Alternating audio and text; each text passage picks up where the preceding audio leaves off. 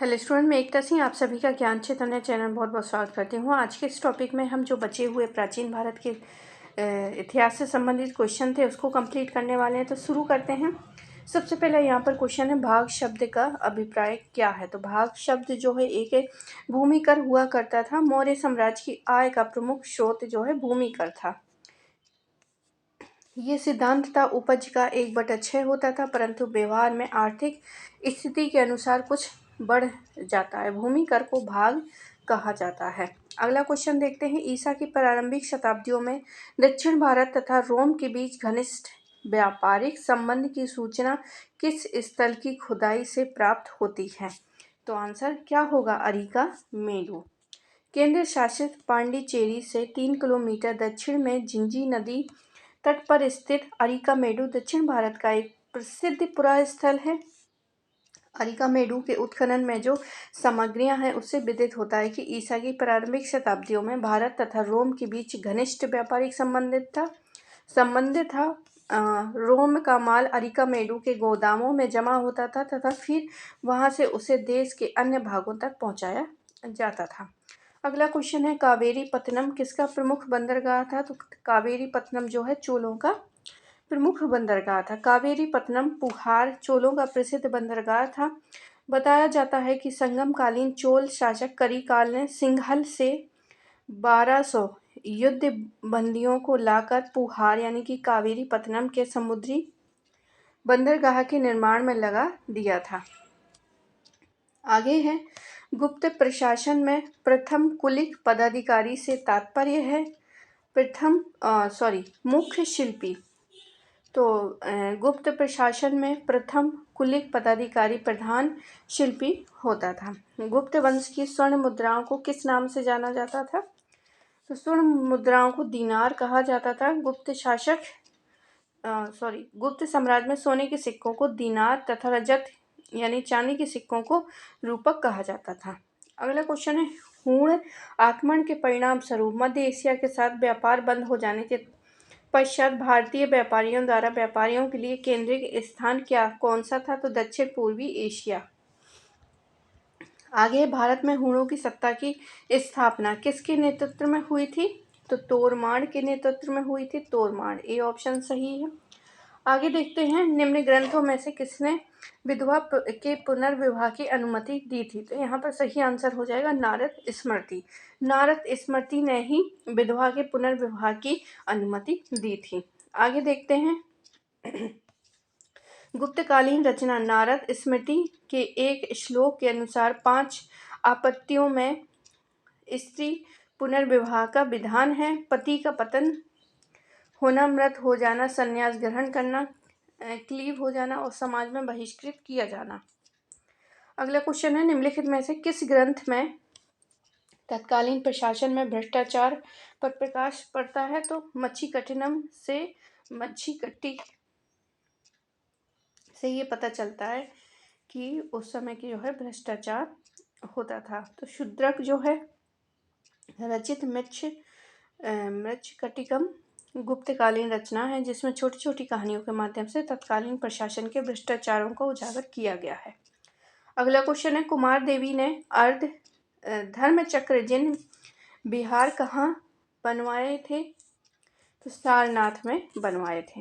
निम्नलिखित राज्यों में से किसके एक पुरातात्विक स्थल से श्रीलंका के एक राजा के तांबे का सिक्का मिला था। तो आंसर क्या हो जाएगा, बंगाल। आगे, मुद्रा लेख 3 सोमल देवी। तो सोमला देवी जो है वो चहमान राजवंश की राजधानी। तो ए ऑप्शन सही हो जाएगा। व्याख्या देख लेते हैं इसकी। तो चौहान वंशी शासक अजय देव के कुछ सिक्कों पर उनकी रानी सोमलेखा अथवा सोमल देवी के नाम से चलाए। अजय देव की रानी के सिक्कों पर ऊपर या तो घुड़सवार या राजा का सिर बना है और नीचे नागरी अक्षरों में श्री सोमल देवी लिखा गया है। आगे देखते हैं, कवि एवं रूपककार राजशेखर का अवंती सुंदरी से विवाह किस कोटि में आता है। तो अवंती सुंदरी से विवाह और राजशेखर का, तो ये अनुलोम विवाह के अंतर्गत आता है।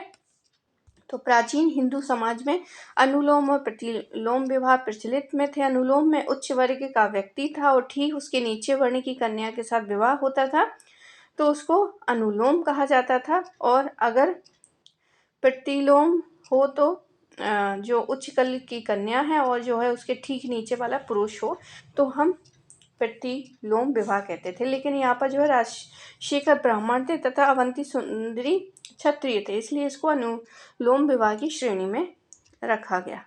दंडी महादेवी किस वंश की शासक स्त्री शासक था? स्त्री शासक थी, तो आंसर क्या हो जाएगा? भौमकार। अगला है देवपाल के काल में नालंदा में एक विहार बनवाने वाला बाल पुत्र देव कौन थे? तो ये शैलेंद्र राजा थे। शैलेंद्र राजा। जावा के शैलेंद्र वंशी शासक बालपुत्र के अनुरोध पर देवपाल ने उसे नालंदा में एक बौद्ध विहार बनवाने के लिए 5 गांव दान में दिए थे।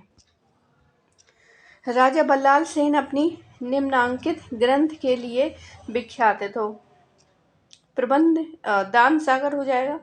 दान सागर। राजा बल्लाल सेन जो है दान सागर।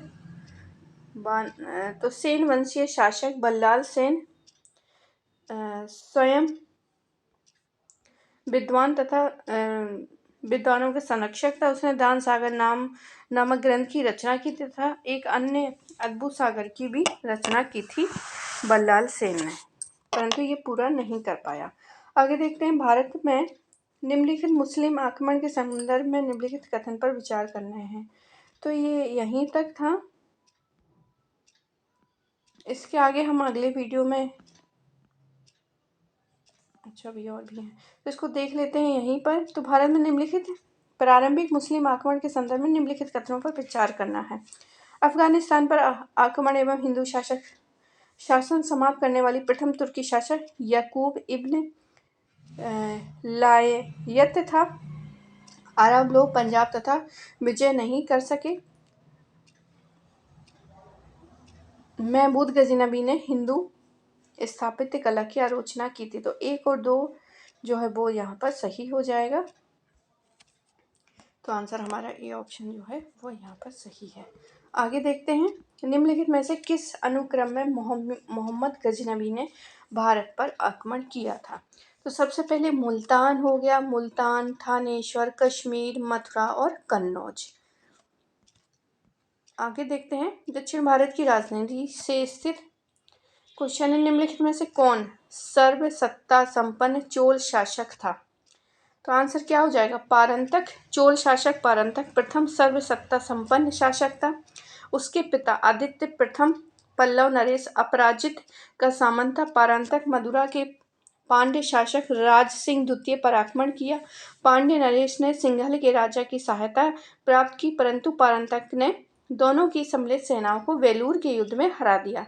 मदुरा पर पारंतक का अधिकार तथा उसके मदुरा कोंडी की उपाधि की उसने पल्लवों की बची कुची शक्ति को समाप्त कर दिया। अगला क्वेश्चन है, निम्नलिखित में से किस चोल शासक को मालदीव पर प्रथम विजय प्राप्त करने का श्रेय दिया जाता है? तो आंसर क्या हो जाएगा हमारा? राज्य प्रथम ने मालदीव पर विजय प्राप्त की थी। उसके लेखों के अनुसार 12,000 प्राचीन द्वीपों यानी मालदीव पर आक्रमण कर उसे जीता था। राजा प्रथम के समय वलनाडु कैसा क्षेत्र था? तो वलनाडु जो है नाडु से बड़ा किंतु मंडलम से क्या था? छोटा था। तो डी ऑप्शन सही हो जाएगा। प्रशासन की सुविधा के अनुसार विशाल चोल साम्राज्य 6 प्रांतों में विभाजित था। प्रांत को मंडलम कहा जाता था। मंडलम का विभाजन कई कोट्टम यानी वलनाडु में था जो आज की कमिश्नरियों के बराबर होता था और प्रत्येक कोट्टम यानी कि वलनाडु के कई जिले होते थे। जिलों की संख्या नाडु थी। अगला क्वेश्चन है, चोल काल में प्रत्येक नाडु में एक सभा होती थी जिसे कहा जाता था उरु। उरु कहा जाता था। आगे है, चोल काल में वरी किसके लिए एक सामान्य शब्द था? तो वरी जो है वो कर के लिए था। कर जो है कर के लिए वरी शब्द यूज होता था चोल काल में। आगे है, चोल सोने का सिक्का क्या कहलाता था? तो चोल सिक्के क्या कहलाता था? तो यहाँ पर सही आंसर हो जाएगा हमारा पड़म, सॉरी, कलंजू। कलंजू जो है वो यहाँ पर सही आंसर है, कलंजू। आगे देखते हैं, चोलों के स्वर्ण सिक्के जो है कलजुमा पेन्नू कहते थे। अगला क्वेश्चन है, चोल काल में वेट्टी का क्या अभिप्राय था? तो वेट्टी जो है वो यहाँ पर सार्वजनिक कार्यों के लिए बेकार था, तो बी ऑप्शन यहाँ पर सही हो जाएगा। चोल काल में वेटियाँ यानी वेदनों या वेट्टी का अभिप्राय वेगार से था, जिसको सार्वजनिक कार्यों के लिए प्रयोग किया जाता था।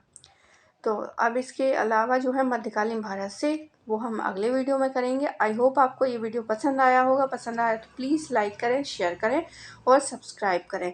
मिलते हैं एक और वीडियो के साथ। आप पूरा वीडियो देखने के लिए आप सभी का बहुत बहुत धन्यवाद।